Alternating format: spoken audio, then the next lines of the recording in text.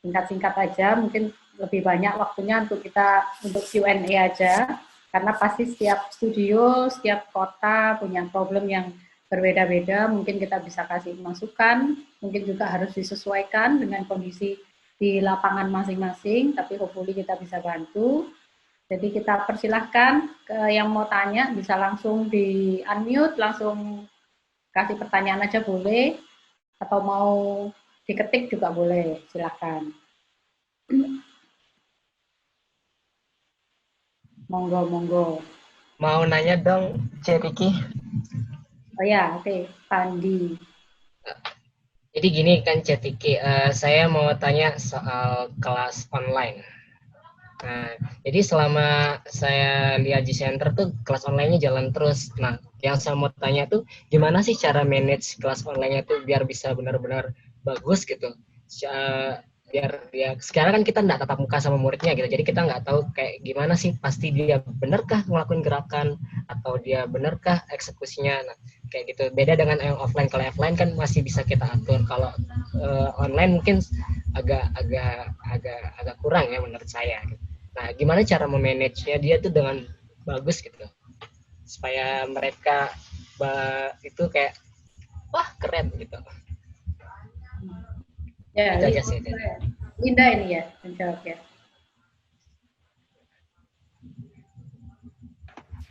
Oke, ya jadi gini sih, awal-awal memang waktu kita juga kepikiran soal online itu sempat bingung juga sebenarnya Fandi, mungkin semua sekolah dance pasti seperti itu ya, cuman gimana caranya kita juga harus benar-benar mikirin kalau misalkan mereka ini, even mereka di rumah aja, mereka juga harus kita encourage tentang skill mereka nggak boleh turun gitu loh, kan kita nggak ngerti kan pandemi ini sampai kapan, apalagi awal-awal tuh kita juga kayak buka kuesioner, dan juga kita lihat kan kira-kira siapa yang bakal lanjut ke kelas reguler gitu kan, maksudnya selama masalah pandemi ini.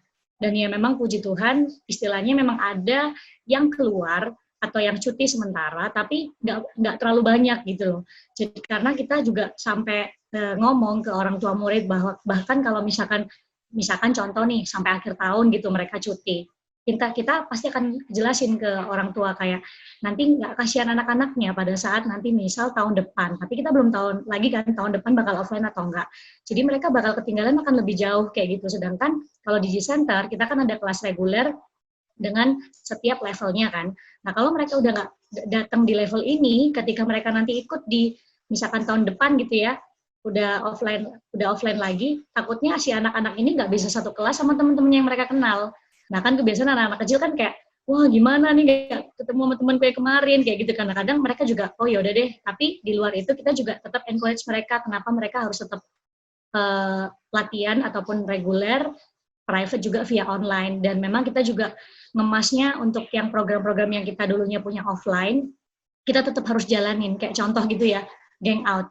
Itu kan nggak gampang ya, karena biasanya kalau offline kan lebih enak kan, kayak vibe-nya tuh lebih dapet. Tapi gimana caranya kita bikin selama online pun tuh mereka juga tetap tertarik. Nah, jadi memang harus ada yang mikirin untuk kreativitasnya di bagian itu, Fandi. Nah, kalau di Gang Out Online ini kebetulan ada Kue Hassel sama Komefrik, kadang sama J juga. Jadi mereka barengan gitu mikirin ide gimana ya gamesnya biar seru kayak gimana. Dan memang ternyata seru banget. Dan bahkan anak kecil sama anak besar juga akhirnya menanti-nanti Gang Out kayak gitu. Jadi kalau yang via online kayak gitu sih, open class juga sama, tetap kita jalanin gitu. Thank you Miss B. Welcome.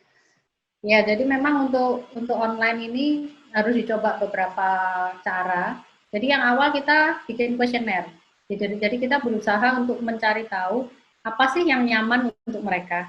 Jadi kita tanya media apa yang mereka nyaman untuk pakai. Jadi kita kasih kuesioner, kita kasih pilihan Google Meet, Zoom, apa. Jadi nanti mereka pilih yang paling banyak apa.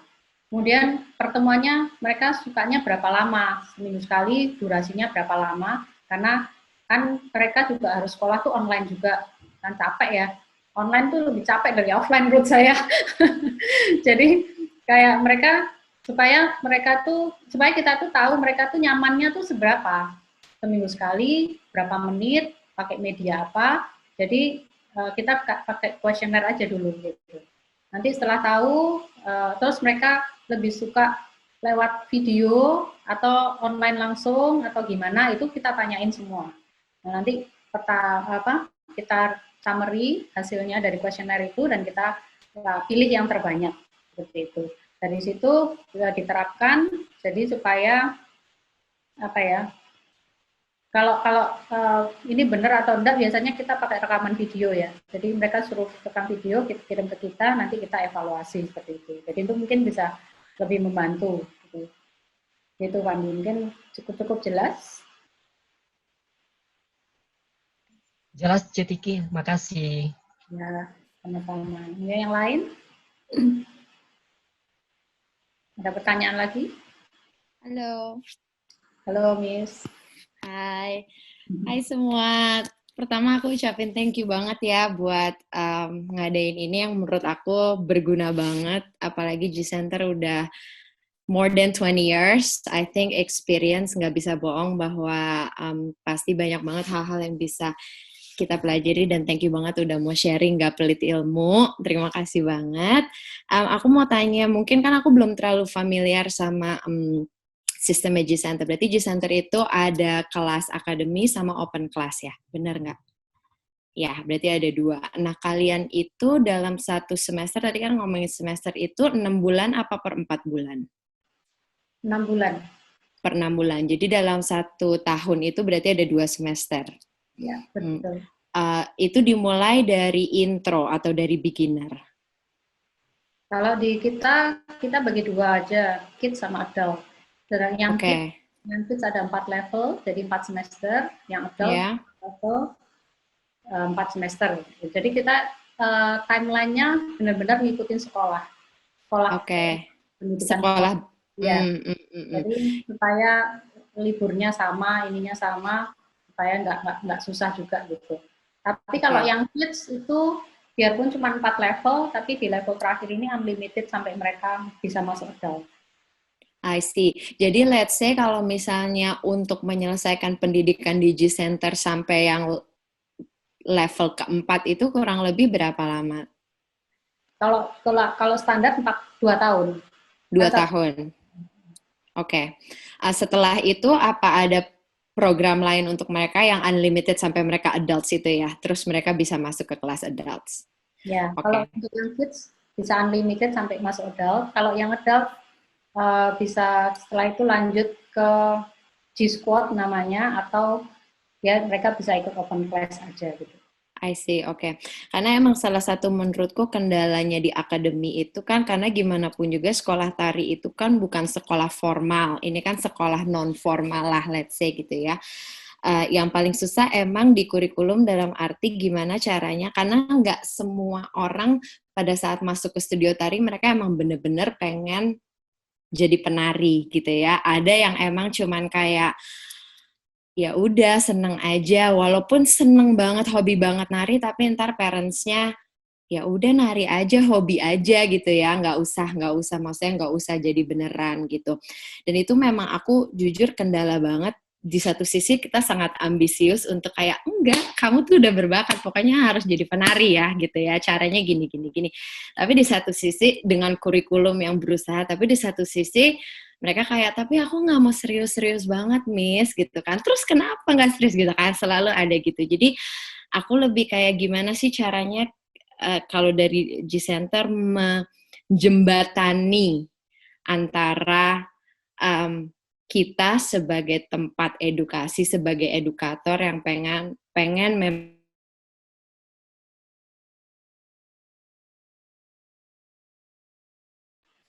Nge-freeze ya? Iya, kayaknya nge-freeze deh. Iya. Kirain internetku, ternyata. Miss, mungkin ntar keluar terus masuk lagi kali. Oh iya, Kak. Miss Andara sering nge-freeze kalau Zoom meeting memang, katanya Ninit. Tahu banget Ninit. Like. Jadi gimana di pause? Hilang. enamel.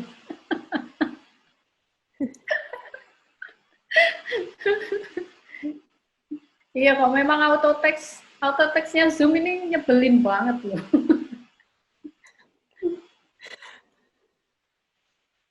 Iya, iya, iya, iya. Jadi gimana nih? Mau next dulu atau? Ya, mau next Next. dulu? Ada yang mau tanya lagi? Ayo, siapa mau tanya? Ayo. Tenang, aku nggak gigit. Ninit sepertinya ini. Tanya apapun deh. Mau tanya Aduh. lagi? Nanti biar Miss Andara nyusul. Iya, boleh mau bertanya. Ih, suaranya Ninit nih pasti. Nggak boleh tanya sekarang. Pertanyaannya lebih ke Kohesel sih. Untuk silabus, kok ketawa sih? Jangan diketawain dong. Ya ampun, aku nggak jadi tanya loh. Silakan. Buat Ko Edo sih. Gimana caranya Ko Edo ngerangkum semua silabus dan kurikulum itu dalam 1 semester? Apakah modelnya kayak kalau di pendidikan itu kan ada indikator, pakai indikator atau gimana ya? Indikator bilangnya apa ya? Sebentar, saya cari bahasa yang gampang. Apakah pakai kayak indikator? Jadi kayak kalau di pendidikan kan kalau bikin silabus selalu ada indikatornya. Kalau misalnya anak PAUD, saya kebetulan kan belajarnya di PAUD, itu kan kayak ada levelnya sekian tahun harus bisa apa, sekian tahun harus bisa apa. Kayak gitu kan, diukur dari level kognitif, diukur dari level akademik sama level non-akademiknya. Nah, kalau untuk tim G-Center sendiri, untuk menghitung sama menetapkan indikatornya itu caranya gimana? Itu yang pertama, buat ngeset indikatornya itu gimana. Terus yang kedua, itu gimana caranya Kohesel ngerangkum silabus dalam 1 semester itu sampai pada, dan maksudnya Dance ini kan dia terus berkembang kan, terus berevolusi kan. Nah itu jadi apakah setiap tahun itu diupdate terus, dan update-nya ini dari mana? Sama lebih ke ngerangkumnya sih gimana, apakah Kohesel punya tim sendiri atau gimana, mungkin bisa di-share. Terima kasih. Nah, oke. Untuk Ninit, untuk yang masalah ini ya, yang masalah apa? Yang awal pertanyaan untuk yang PAUD itu. Nah, itu kita sih lebih ke umur sih gitu. Masalah umur dulu. Indikatornya di umur. Jadi untuk misalnya umur sekian ke sekian itu kita harus tahu harus ngapain, sekian harus ngapain. Jadi nggak ada indikator khusus yang benar-benar secara seperti terperinci gitu loh. Gitu sih. Terus untuk yang masalah silabus untuk satu semester ya, ngerangkumnya seperti apa dan nanti update-nya seperti apa juga, dan itu kan saya bilang tadi untuk di awal, di awal kita harus menyesuaikan juga murid-muridnya mau dibawa kemana. Kalau di center kan maunya murid-muridnya basicnya harus kuat gitu. Jadi juga harus pilih art form apa yang kira-kira sesuai dan cocok untuk nantinya mereka bisa berkembang gitu loh. Maksudnya secara global ya, maksudnya universal. Jadi misalnya kalau di G-Center sendiri kan hip hop, popping, locking, dan menurut saya ketiganya itu saling bersangkutan. Seperti misalnya isolation di setiap art form itu pasti ada, dan itu berbeda-beda, tetapi setiap art form itu bisa pakai isolation dari art form yang lainnya juga.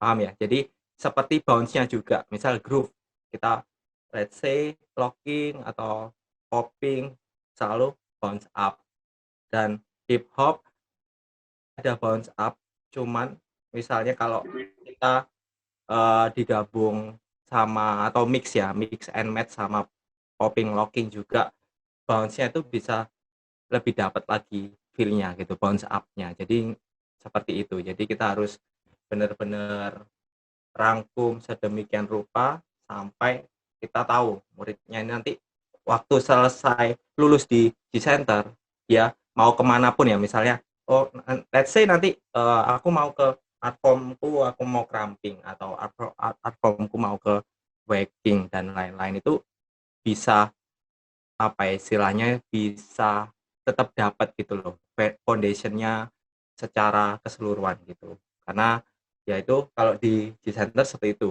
gitu. Ya, mungkin kalau aku bisa tambahin, mungkin ditentukan dulu nih sistemnya tuh mau seperti apa. Kayak misalnya kalau di center itu kan satu semester itu berapa pertemuan gitu. Kalau di kita 22 kali pertemuan. Dari 22 kali pertemuan kan tinggal dibagi. Itu ada berapa kali yang belajar apa, berapa kali itu kan bisa dibagi langsung semuanya. Kalau kita tidak tahu dulu sistemnya seperti apa, semesteran kah, tribulanan kah, kuartalan, kita nggak bisa tentukan gitu. Kompetensi di tiap level itu apa yang mau dicapai. Gitu. Ya, lanjut. Mau nambahin yang tadi kan update-nya gimana, terus apakah harus selalu diupdate seperti itu kan. Jadi untuk di Center sendiri kan kita juga pasti pilih art form atau basic-basic yang sesuai dengan strong point kita gitu. Jadi kita nggak boleh memaksakan, misalnya nih di Center guru-gurunya let's say nggak ada yang cramper nih, kita nggak mau juga asal masukin cramping di situ gitu, ngeri ya. Jadi kita juga nggak mau memaksakan. Oke, misalnya aku tahu basic-basicnya cramping, cuman tetap kita nggak bakal bisa ngajarin sepenuhnya full ya tentang cramping se apa istilahnya sefull orang cramper sendiri yang ngajarin, ngerti ya. Jadinya nanti bakal apa ya, mereka dapatnya juga setengah-setengah, nanti waktu keluar mereka mau belajar cramping akhirnya ngulang lagi dari awal, ngerti ya. Jadi kayak lu terus ngapain waktu belajar di G-Center ya misalnya cramping, oh ternyata masih kurang gimana gitu. Terus buat apa gitu. Dan kayak lebih bagus lagi kalau kalian punya guru-guru yang benar-benar sesuai di art form-nya. Misal di locking kita kan banyak nih Richard, saya, Maverick juga kan lockers, jadi bisa dengan gantian ngajarin murid-murid. Kita juga rolling guru-gurunya, jadi nggak melulu itu oke, satu orang langsung pegang 3 art form gitu. Jadi harus dioper sama orang-orang yang kompeten juga. Misal di popping ada Yosua seperti itu. Jadi mereka benar-benar tahu istilahnya knowledge sama basicnya itu langsung dari orang-orang yang di art form tersebut. Begitu juga di hip hop. Makanya kita strong point 3 itu kita maksimalkan di situ. Terus update-nya kita dari mana dan how to update ya, pasti kita eval ya setiap tahunnya gitu. Ada apalagi nih yang lagi marak gitu, apalagi yang baru-baru nih gitu kan. Kapan hari kan sempat basic-basic yang hip hop ya, yang dulu yang zamannya Buddha Stretch sama Henry Link bla bla bla itu kan sempat diperbarui, namanya berubah semua, itu jadi bergunjingan seperti wah ini gimana, kita update, lihat, terus cross check juga, jangan lupa ya, kita setiap source jangan cuman ambil satu source, misalnya ada satu, oh ya udah ini pokoknya terpercaya selesai, kita tanya-tanya gitu, walaupun kita nggak ketemu langsung sama orangnya, ya kita dengerin podcast, ya dari podcast sendiri kan mereka kan juga pasti jujur ngomong apa adanya juga gitu, dan podcast itu membantu, sangat membantu banget sih gitu, untuk kita bisa tahu knowledge lebih lagi gitu. Apalagi kalau misal kita benar-benar bisa belajar langsung dari orangnya langsung, itu bisa menjadi poin penting juga untuk setiap pengajar atau setiap yang pembuat kurikulum ini bisa lebih maksimal lagi untuk buat seperti itu.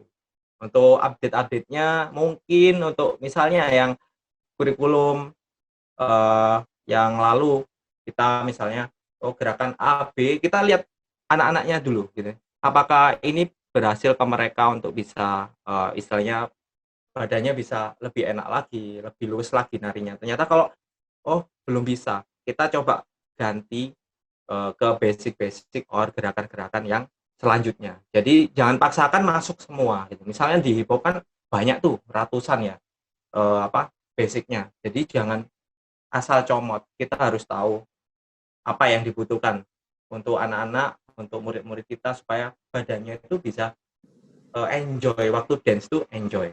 Gitu. Itu sih. Thank you. Ya. Ini sudah jelas?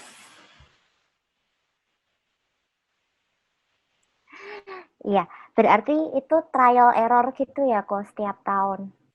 Iya. Jadi coba-coba terus gitu ya. Jadi setiap tahun mungkin bisa berubah, ditambah gitu ya. Nggak idealis itu tadi kan ya. Iya, benar-benar. Oke. Terus menambahi lagi, tadi kan soal yang Cetiki bilang ada yang di-set dulu beberapa kali pertemuan. Jadi misalnya satu semester itu 22 kali pertemuan. Terus misalnya dalam beberapa pertemuan kita harus menyelesaikan ini. Berarti gurunya bikin lesson plan juga ya, kayak rencana di kelas hari ini kita mau ngajarin apa, dan itu semuanya disamakan untuk setiap teacher atau setiap teacher yang dikasih silabus dari kurikulum, terus dia yang bikin pelajarannya, atau pelajarannya disamain semua di setiap kelas akademi. Kalau di center itu silabusnya udah untuk misalnya untuk 1 tahun ke depan itu udah sama. Jadi pengajarnya itu tinggal lihat aja hari ini minggu pertama ngajarin apa, minggu kedua ngajarin apa. Jadi jelas gitu, dan untuk improve itu sangat diperbolehkan. Misalnya minggu pertama ngajarin 2 basic. Oke. Misalnya udah diajarin nih, anak-anak ternyata bisa. Let's say mereka mau para pengajarnya mau misal kasih hal lain ya yang istilahnya membantu mereka untuk lebih improve. Misalnya powernya kurang. Ya, mereka coba naikin power. Jadi it's okay. Jadi enggak, ya itu jangan idealis juga gitu, kayak pokoknya hari ini 2 basic sudah selesai, ya udah.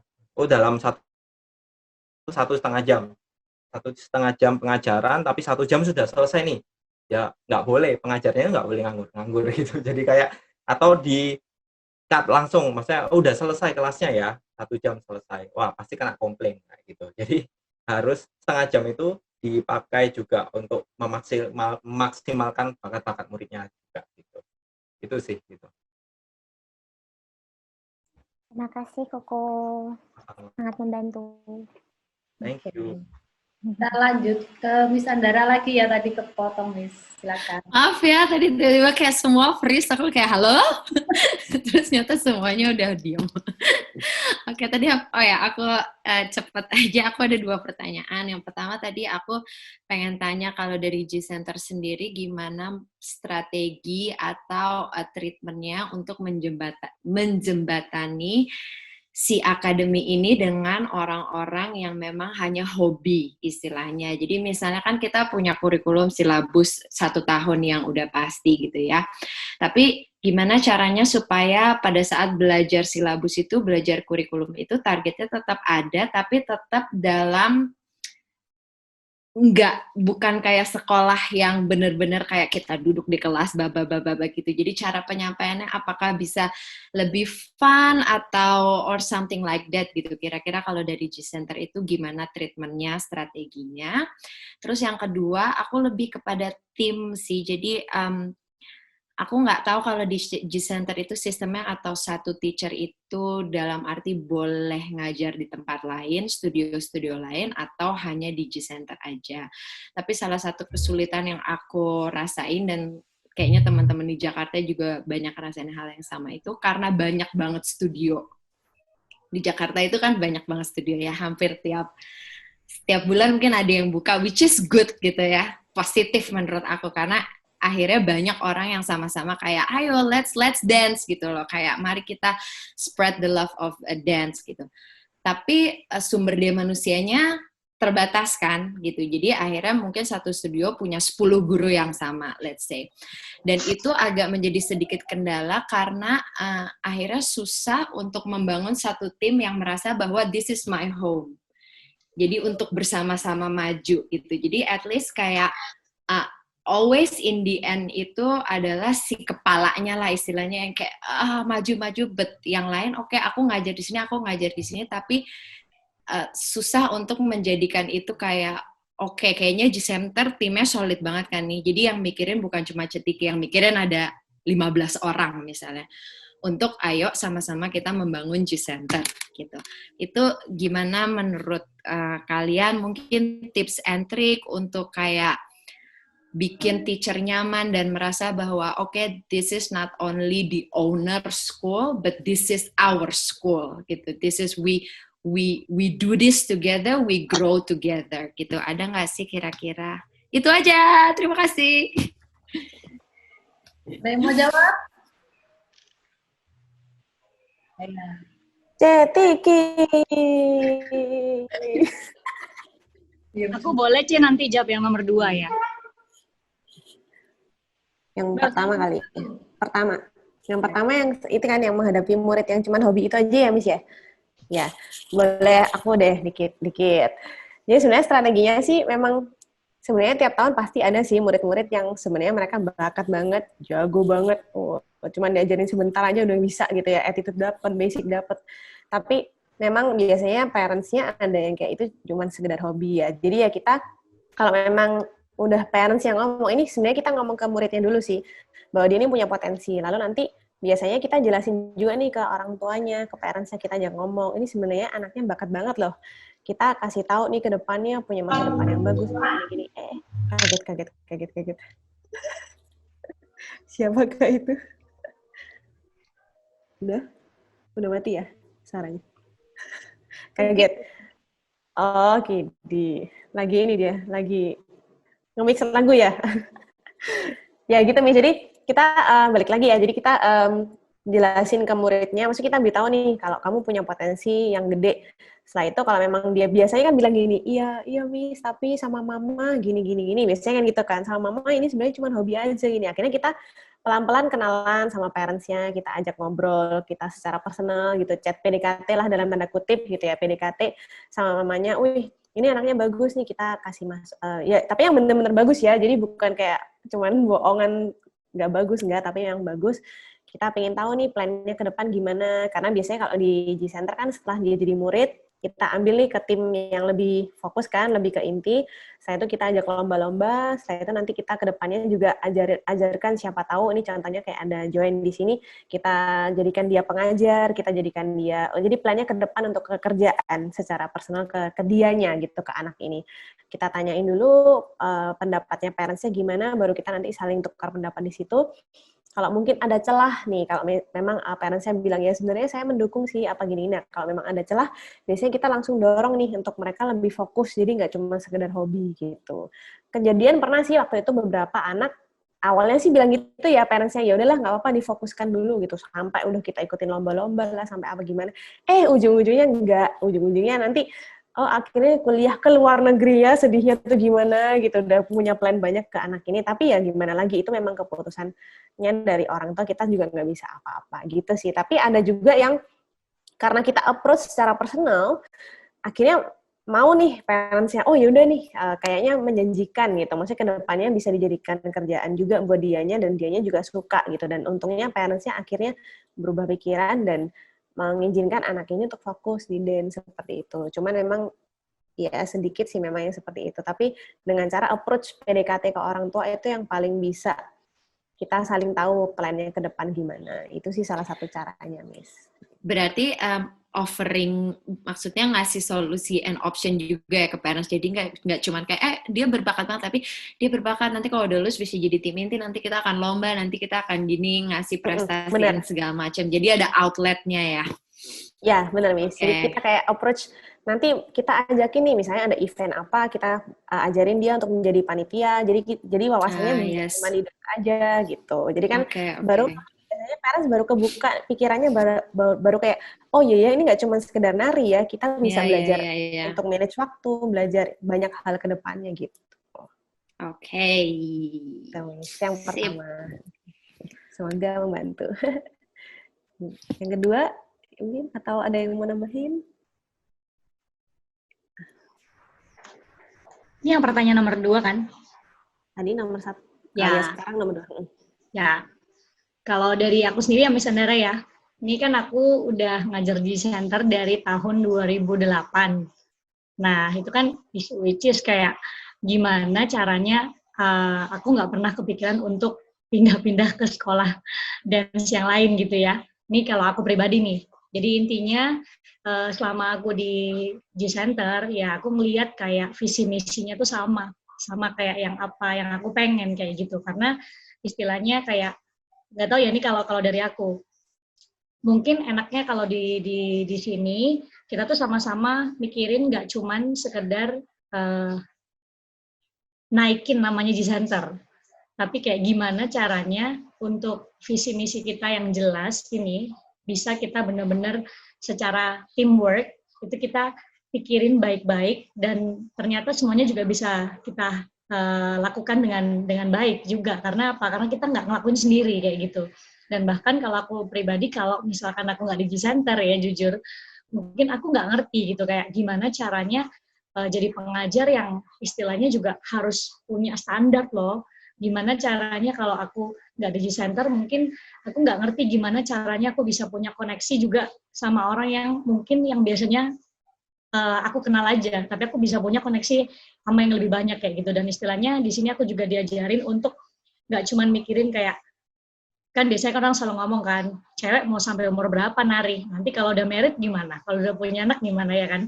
Tapi di G-Center kayak beda gitu. Di center malah kayak di sini wadah di mana kita juga memikirkan kalau kita udah nggak bisa nari, waktunya kita udah habis, kita tetap bisa kerja. Kita tetap bisa kerja di tempat yang kita suka, di hobi yang kita suka, itu di nari kayak gitu. Dan bahkan itu yang bikin aku sampai sekarang juga aku nggak pernah kepikiran untuk sebelumnya untuk pindah ke tempat yang lain kayak gitu, karena aku sendiri kayak ngerasa kayak apa yang aku tabur pasti akan aku tuai juga gitu. Dan bahkan kayak istilahnya ya mungkin gimana caranya value-value yang ada di dalam setiap studio dance itu yang harus kuat juga menurutku Miss Andara.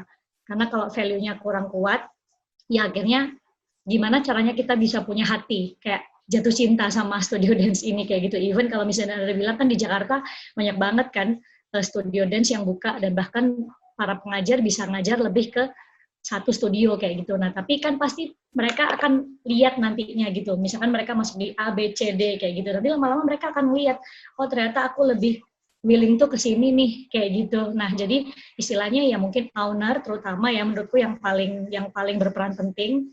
Jadi ya thank you juga buat CTK. Mungkin kalau nggak ada CTK kita juga kayak nggak ngerti tuh arahnya kita mau kemana nih kayak gitu. Dan ternyata aku pun sendiri juga nggak belajar mulu soal dance kayak gitu, tapi banyak hal yang aku pelajarin. Jadi itu sih dari aku. Thank you.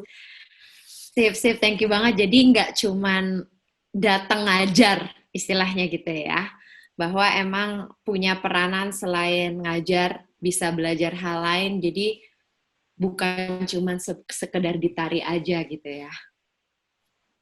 Sip, mantap. Mungkin aku tambahin ya, untuk yang pertama, yang untuk menjembatani akademis dan hobi, kalau saya pribadi sih nggak terlalu mikirin itu, karena tiap anak pasti punya jalannya sendiri-sendiri. Yang pasti dari aku sih, aku selalu berusaha untuk kasih contoh gitu. Jadi anak-anak yang ada di G-Center ini model hidupnya gitu. Kalau mereka bisa hidup dari nari, maka orang akan lihat, murid-murid ini akan lihat gitu. Oh ternyata bisa ya, ini guruku bisa gitu. Jadi ya biasanya kalau cuma diomongin aja sih anak sekarang nggak susah ya, mereka nggak harus lihat, apalagi orang tua. Orang tua tuh harus ada contoh yang jelas gitu, yang udah berhasil, dari dia baru bisa, oh iya ya bisa kayak gitu. Tapi untuk yang si hobi pun bukan berarti kita mengabaikan, tidak, karena menurut aku nari ini bisa banyak hal gitu loh. biarpun cuma hobi, tapi itu bisa jadi entah satu bentuk stress release lah atau apalah, bahkan kemanapun mereka berada mungkin akan berguna, karena beberapa murid kita yang akhirnya sekolah di luar negeri pun ternyata dance-nya masih berguna, biarpun mereka bukan memilih jalur aku professional dancer gitu, enggak, tapi berguna. Salah satunya Rere itu, mungkin nanti bisa share dikit. Nah, masih berguna sampai sana. Padahal dia sekolah ke luar negeri tujuannya bukan untuk jadi professional dancer, dia kuliah di sana gitu. Kuliahnya juga bukan kuliah ngedance gitu. Nanti mungkin bisa share juga. Jadi tetap apa yang kita berikan itu mau cuma jadi hobi aja atau memang dia mau serius di nari, tetap sama-sama berguna gitu. Dan kemudian yang kedua, yang sistem guru di kita pakai ada 3 macam, full time, part time, dan freelance. Jadi kalau memang kita mau punya tim yang solid, kita mau untuk benar-benar bangun satu tim bangun satu dance studio yang long term dan beneran, ya harus mau bayar harga, ini harus mau kasih gaji. Gitu. Kita tidak akan bisa mengikat orang ini kalau kita tidak ngasih basic needs-nya mereka. Jadi kita tidak bisa melarang kalau di Jakarta ngajar sana sini karena mereka harus survive kan, mereka harus cari duit, kerja hidup di Jakarta itu berat kan gitu, kejamnya ibu kota. Jadi berat sekali, jadi mereka mau nggak mau harus kemanapun oke gitu, ke semua studio mereka pokoknya ada hasil, ada uangnya kan gitu. Nah yang kita lakukan, ya mungkin Surabaya tidak sekejam ibu kota ya, di kita juga studionya juga nggak sebanyak di Jakarta, dan kita juga nggak ada kayak job-job TV gitu, udah nggak ada kan di Surabaya. Jadi yang full time ini dia pasti dapat gaji pokok. Nah kalau sudah dapat gaji pokok, mau nggak mau dia harus kerja ya cuma di center, nggak boleh ngajar di tempat lain gitu. Karena kalau kamu dapat gaji pokok ya kamu kerja di situ kan gitu. Jadi ngajar dance apapun nggak boleh di luar center, harus di bawah manajemen. Selain itu kita kasih mereka asuransi, kita masih kasih mereka THR, itu ya kayak orang kerja lah kayak gitu. Untuk yang kedua part time kita tidak kasih gaji pokok, tapi kita kasih prioritas. Kita kasih mereka prioritas. Jadi kelas yang kita dapat itu pasti yang pertama kita tawarkan adalah full time dan part time. Sisanya baru kalau ada yang ini 2 tidak bisa, baru kita kasih ke freelance. Gitu. Nah dengan begitu kita akan punya tim yang solid, karena memang ya ini jadi yang sering saya katakan ke anak-anak, semakin besar perusahaan kita, maka semakin sejahteralah kalian. Karena ini apa yang kita dapat ya kembalinya untuk kalian gitu. Kalau kalian kerja setengah-setengah ya dapatnya setengah-setengah. Kalau kan kita pasti ada laporan keuangan gitu ya. Itu hal yang penting juga yang dance studio harus punya. Nanti mungkin next Ines gitu pembicaranya. Gimana cara bikin laporan keuangan dance studio. Nah, dari laporan keuangan tuh kita bisa tahu kita tuh dapat income seberapa. Dari income itu kita bisa gaji berapa orang sih ini. Kita bisa punya berapa full time gitu. Nanti kalau sudah income-nya nambah lagi, kita butuh full time lagi, kita cari spot-spot yang memang harus wajib kita punya dulu gitu. Ada beberapa staff yang bisa cuma part time, seperti akuntan itu bisa part time gitu, enggak harus full di kita. Ya, itu bisa diatur gitu. Jadi tapi yang pasti kalau kita kepingin punya tim yang solid, kita harus penuhin dulu basic needs-nya mereka. Baru kita bisa yuk kerja bareng. Baru kita bisa ngomong yuk kerja bareng. Gitu. Ya. Tere mau nambahin, Re?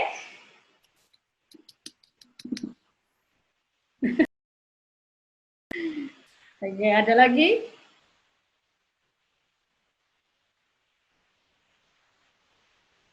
Ada sih kita satu murid yang kuliah di Korea.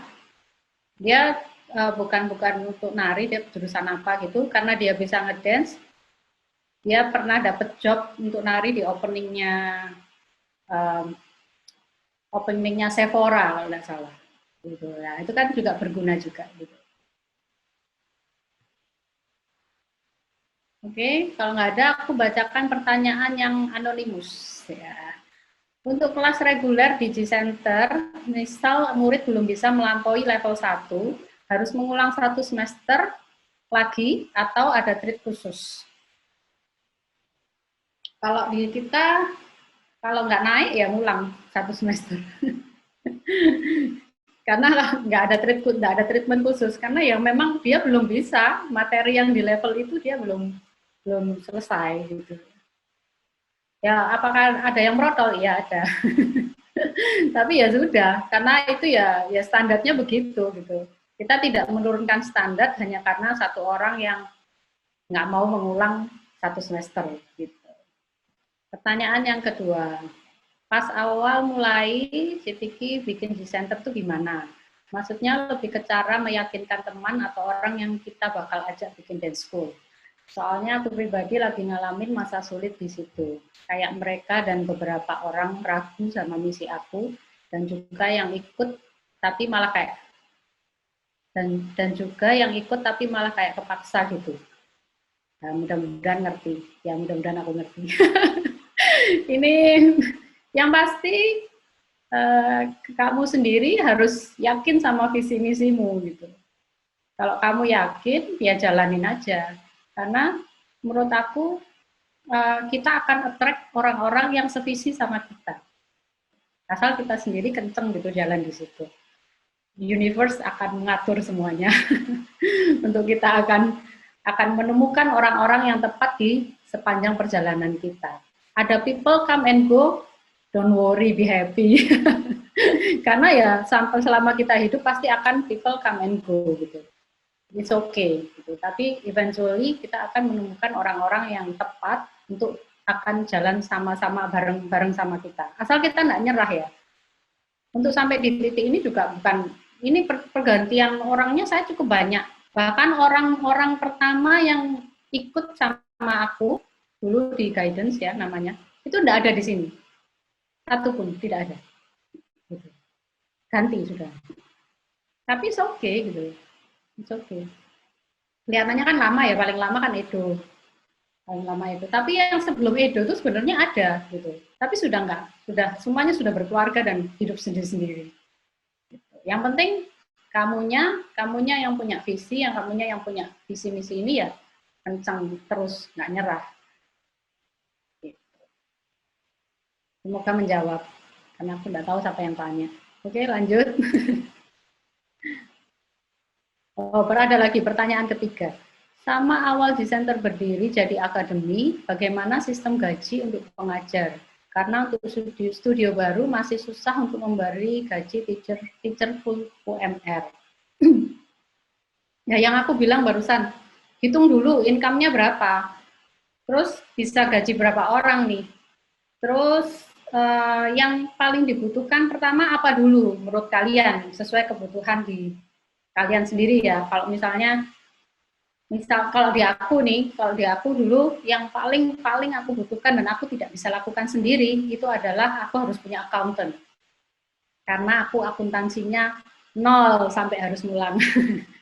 Nggak lulus dulu. Jadi aku butuh accountant. Jadi pada waktu itu ya itu gaji accountant.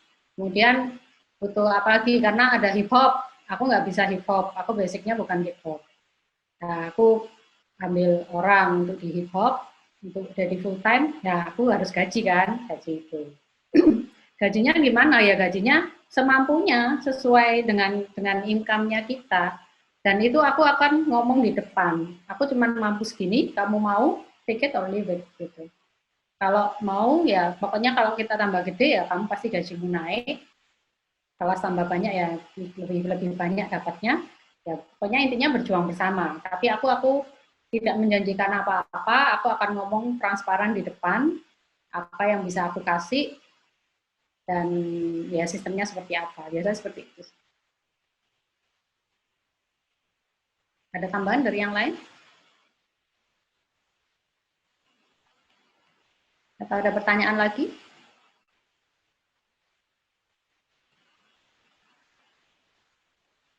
Atau tambah pusing? Atau tidak berniat jadi bikin dance studio?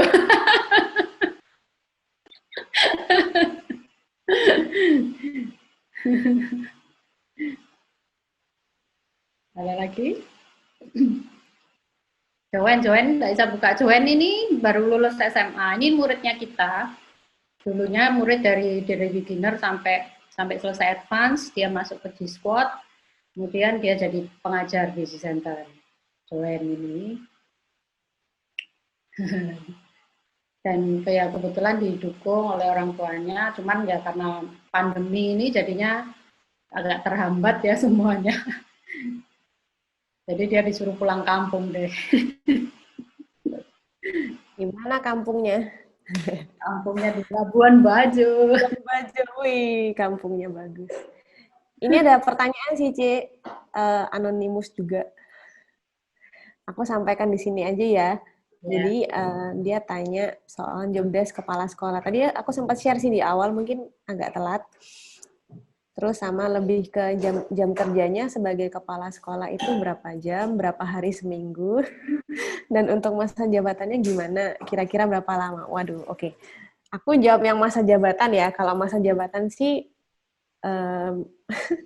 kalau aku sendiri sih sampai sekarang sih masih menjabat sebagai kepala sekolah. Kalau masa jabatan sih sebenarnya kita nggak bisa tentukan juga ya, tergantung kebijakan dari tiap-tiap studio gimana. Kenapa sih?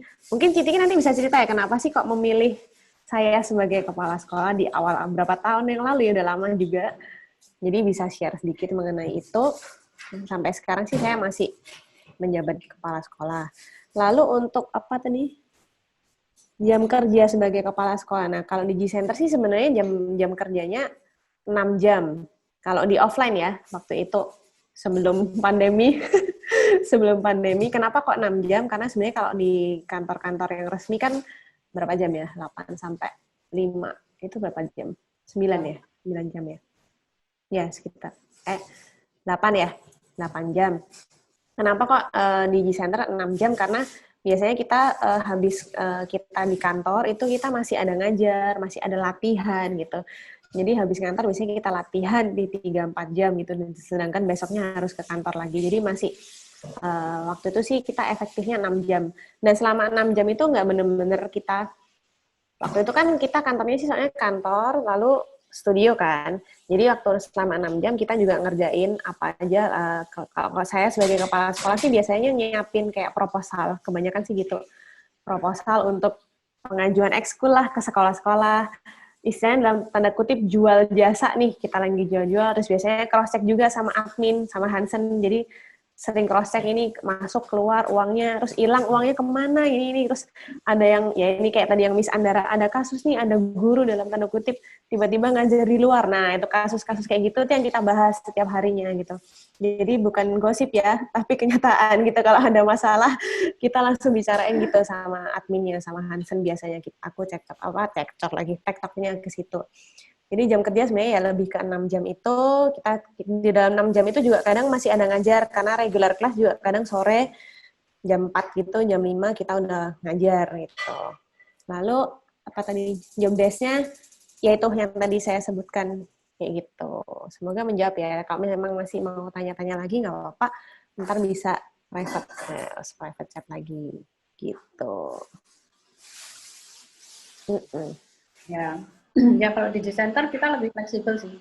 Kalau aku orangnya tidak terlalu mempermasalahkan mau kerja di mana, mau kerja berapa lama gitu. Yang penting pekerjaan beres gitu.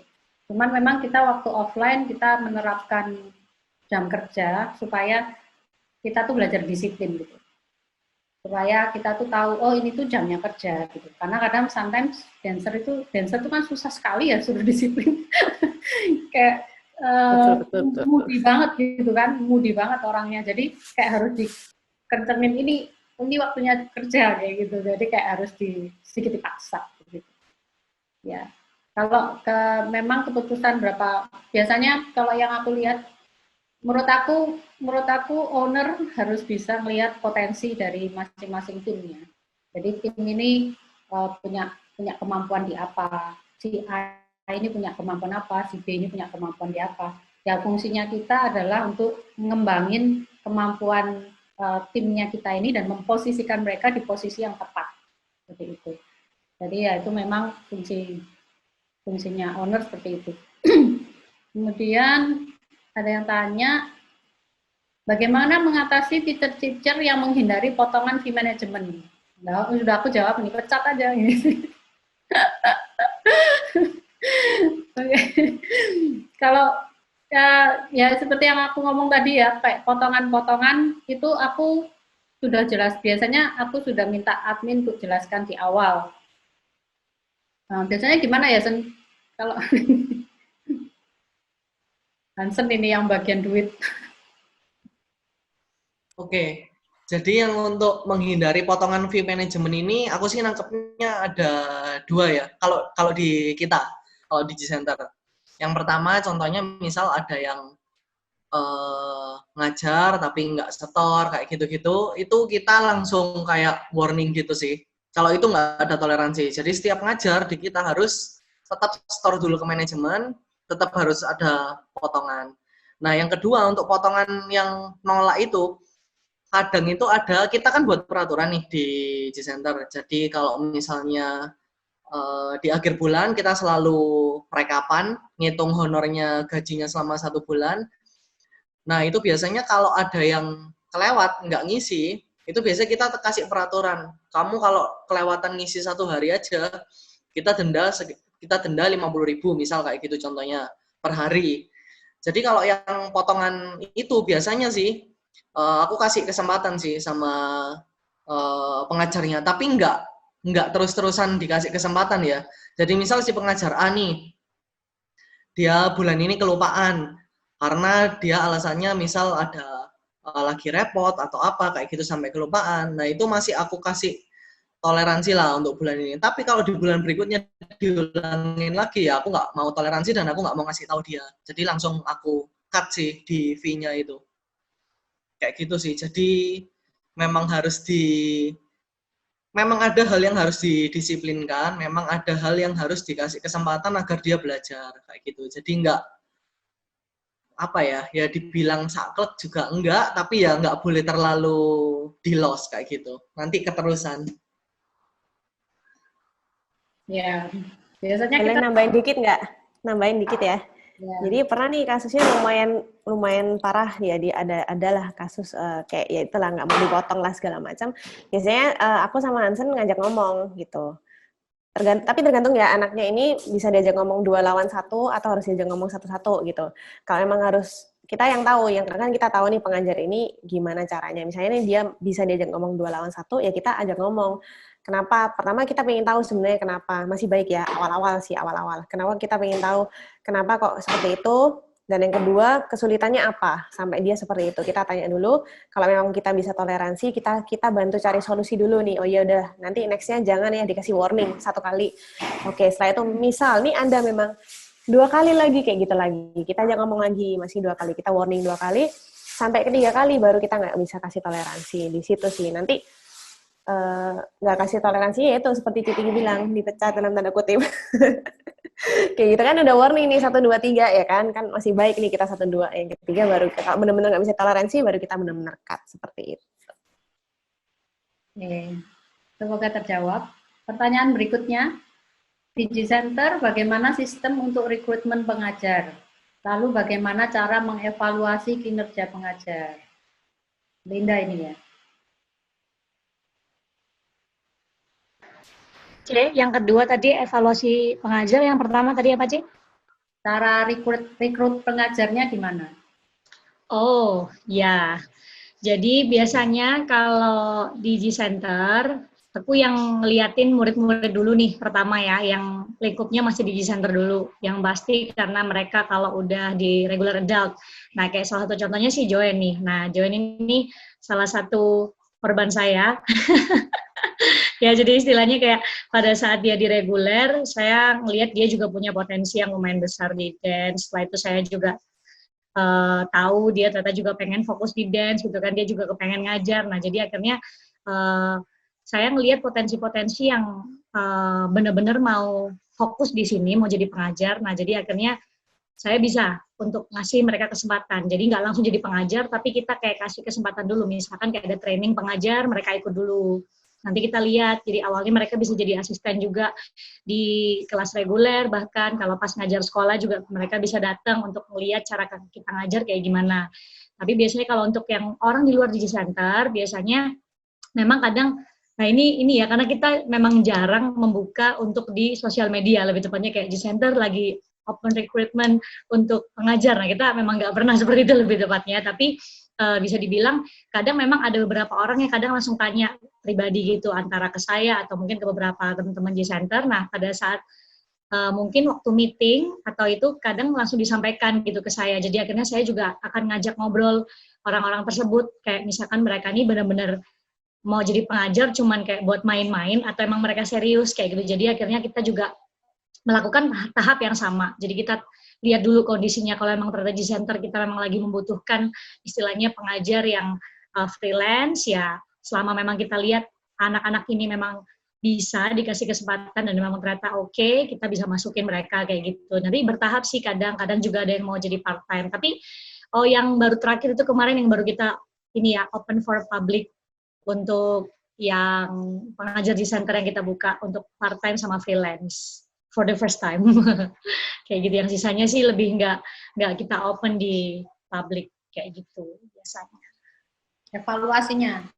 Yang evaluasinya setiap rapat kerja di center, nah raker. Jadi kita setiap tahun tuh ada raker, yang tadi dibilang Cetiki selalu kita pusing gitu ya dalam beberapa hari. Tapi di situ kita bakal lihat juga kinerja dalam 1 tahun setiap para pengajar itu seperti apa. Dan saya juga mulai ngelihat juga selama 1 tahun ajaran ini gimana kinerjanya para pengajar. Jadi pada saat raker sih rapat kerja, jadi setahun sekali gitu.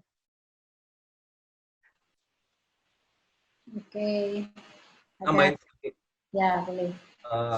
Yang itu apa? Evaluasi pengajar itu biasanya kita juga satu-satu dari kita itu ngomong, misalnya Miss B kurangnya apa. Jadi kita puter nih satu-satu dari kita. Jadi supaya apa ya? Kita tahu, maksudnya misalnya ada jawaban yang sama atau banyak jawaban yang sama, berarti itu yang harus benar-benar urgent untuk dievaluasi, seperti itu. Itu sih, itu tambahannya. Thank you. Ya, betul. Jadi kita biasanya terbuka sih, kalau evaluasi kita saling ngomong, semuanya ngomong. Untuk si A, kita semuanya kasih masukan. Untuk si B, kita semuanya.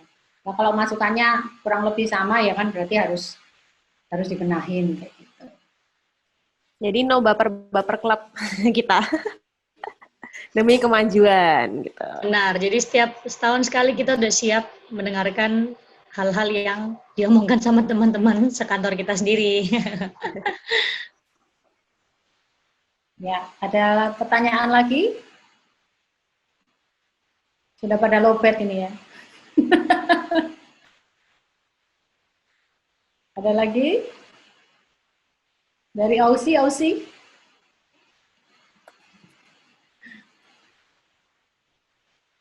Nggak ada? Yakin ya? Nggak ada lagi loh habis ini ya. Kalau takut bisa ketik tanpa nama ke personal, asik. Boleh deh satu lagi, mumpung dikasih Ya, kesempatan. silakan. Ini berhubungan sama tadi bayar-membayar, kan tadi kalau dari guru misalnya ada yang nggak mau potongan manajemen, kalau dari murid gimana sih? Soalnya tuh banyak banget yang suka telat kan, bayar bulanan gitu ya. Terus orang tuanya udah di reminder sampai 10 juta kali juga tetap aja gitu. Nanti saya transfer tapi sampai nanti-nantinya nggak ditransfer juga. Terus kita tuh sempat punya peraturan yang lumayan strict bahwa kayak kalau misalnya lebih dari tanggal segini nggak boleh masuk kelas gitu ya. Tapi terus kita kalah sama orang tua, lebih galak orang tuanya gitu. Jadi akhirnya kita menyerah lagi dan sampai sekarang belum nemuin sistem yang paling oke buat supaya anak murid bayaran itu tepat waktu. Itu sih. Terima kasih. Hansen. Let's go Hansen. Oke, kalau dari G-Center sih ya, kalau aku biasanya sih sebelumnya kita kan pakai aplikasi nih, namanya itu journal.id ya, kalau mungkin ada yang mau coba. Jadi di aplikasi itu kita bisa daftarin murid-muridnya di dalam aplikasi, terus kita bisa buat pembayarannya rutin setiap bulan. Jadi nanti setiap awal bulan di aplikasi itu bakal keluar invoice. Nah kalau di kita, invoice-nya itu saya download, saya kirim satu persatu ke orang tua sebagai penagihan. Karena kan di satu sisi takutnya orang tua itu bukannya nggak mau bayar sih, tapi takutnya mereka itu lupa bayar. Jadi mengantisipasi untuk numpuk, terus nanti mereka kaget bayarnya kok langsung sekian kayak gitu. Jadi kita kirimin itu awal bulan. Dan untuk parents yang susah bayar, biasanya sih saya sering tagihin sih, tapi ya nggak terlalu sering juga. Saya tagihin misal hari ini nih kita kasih invoice, terus belum bayar. Kita kan juga ada jatuh tempo, tanggal 10 biasanya. Paling lambat, tanggal 10 di bulan tersebut. Jadi kalau udah lebih dari tanggal 10, saya reminder lagi. Takutnya mereka memang kelupaan pas lagi repot kayak gitu. Setelah reminder, kita juga ada peraturan kalau memang belum bayar, kita nggak perbolehkan murid untuk ikut masuk ke kelas, kayak gitu. Nah, yang peraturan ini nih memang agak krusial.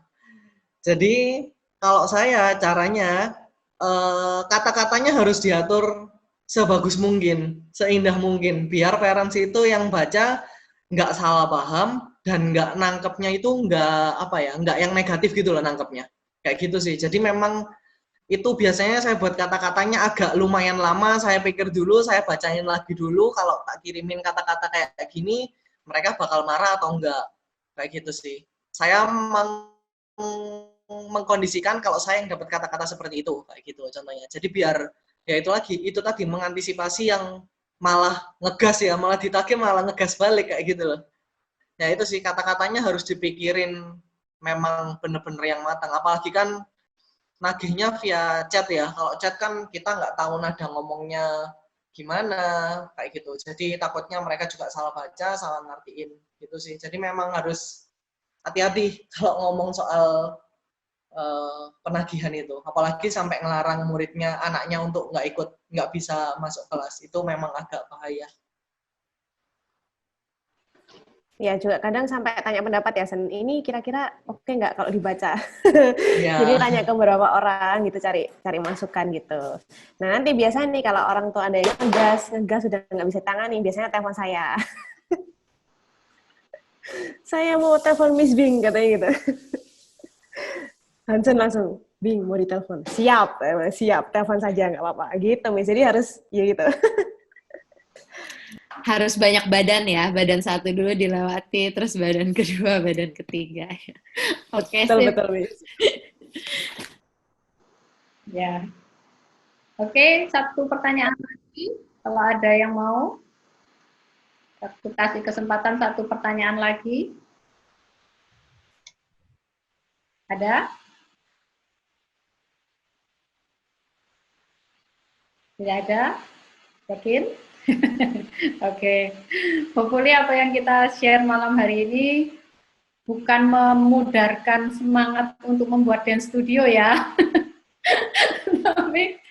tapi bisa tambah semangat, karena aku sangat berharap semua dance studio juga bisa mulai berbenah dan memperhatikan dancer-dancer yang ada di dalamnya, mulai beranilah untuk tanda kutip membayar mereka sesuai dengan kapasitasnya mereka, karena ini menyangkut masa depan gitu ya, menyangkut masa depan mereka. Jadi kalau memang satu langkah yang berat gitu ya, memang kayak awalnya itu satu langkah yang berat banget, tapi pada saat kita sudah berani melangkah, pasti akan selalu ada jalan yang dibukakan gitu. Kalau menurut aku sampai hari ini, apa yang aku alami sampai hari ini, pada saat kita tahu apa yang kita lakukan benar dan kita melangkah, maka Tuhan tuh pasti akan bukakan jalannya gitu.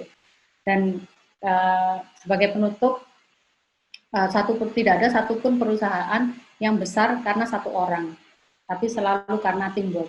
Gitu. Tidak ada yang benar-benar berhasil hanya karena satu orang. Gitu. Jadi kita memang butuh satu tim untuk bisa kerja bareng, untuk bisa bikin dance studio kita ini berhasil. Dan di dalam satu tim, yang pasti kita tuh harus satu visi.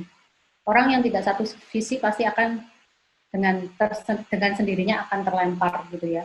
Dan visi ini karena kita manusia tuh sering lupa, jadi kita tuh selalu mengulang visi setiap tahun kita gaungkan lagi, kita kalau perlu direvisi ya, kita revisi sama-sama, ini jadi visi misinya kita sama-sama kayak gitu. Dan yang kedua harus ada trust, karena kalau kita kerja dengan orang yang kita nggak bisa percaya, nggak akan bisa nyampe. Yang isinya pasti capek mencurigai satu dengan yang lain, itu bahkan nggak bisa kerja. Jadi kita harus punya trust satu dengan yang lain, penting banget. Dan semoga kalian semua bisa menemukan timnya masing-masing, yang lagi struggle, yang lagi mau mulai atau yang sudah jalan, hopefully bisa semakin maju. Ayo kita sama-sama berjuang, punya badan hukum, punya license, punya teamwork. Jadi ayo kita benahin sama-sama supaya profesi dancer ini benar-benar nantinya akan setara dengan profesi-profesi yang lain, yang kita sama-sama bantu rubah paradigma masyarakat, paradigma orang tua yang ada sekarang, bahwa dancer ini bisa kok jadi satu profesi asal kita kelolanya dengan benar gitu. Ya. Thank you everyone. Thank you. Thank you. Pak,